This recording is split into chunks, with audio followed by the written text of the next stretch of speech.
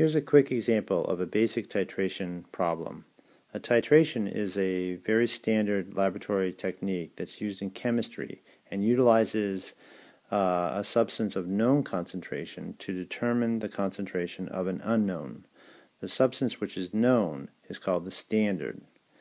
A very common technique utilizes a neutralization reaction between an acid and a base. So let's take a look at how that might work.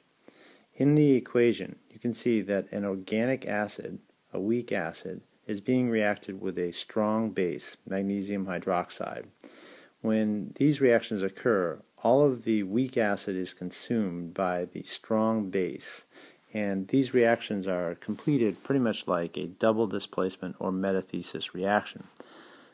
The result is that the hydrogen, the acidic hydrogen, replaces the magnesium, and you end up with magnesium, in this case formate, with some water. So don't make a mistake, it isn't really a double displacement reaction. This is called a neutralization reaction, and any double displacement reaction that produces water is classified in this way. So in this example, we're going to assume that 40 milliliters of a base, in this case the magnesium hydroxide, is used to neutralize 30 milliliters of an acid. The concentration of the base is 0.1 molar. So the task is to try to figure out the concentration of the acid, or the molar concentration. So we need to know the moles per liter. If you look, we already know how many liters or milliliters of acid we have. So what we really need to determine is the number of moles of acid. But when the acid is neutralized, the moles of base will be equal to the moles of acid. So we're going to do some stoichiometry to determine the moles of acid.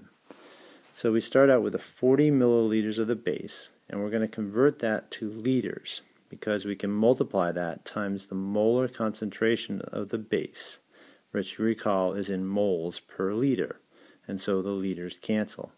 This tells us the number of moles of magnesium hydroxide that are used. Now, sometimes students make a mistake and they assume that that's equal to the moles of acid, but you always need to look at the coefficients in the balanced equation to determine what that ratio is. You can see in the balanced equation that 2 moles of acid are going to be needed to be neutralized by 1 mole of magnesium hydroxide. So the moles of acid in this case are going to be equal to exactly twice the moles of base. And that gives us a value of about 0.008 moles.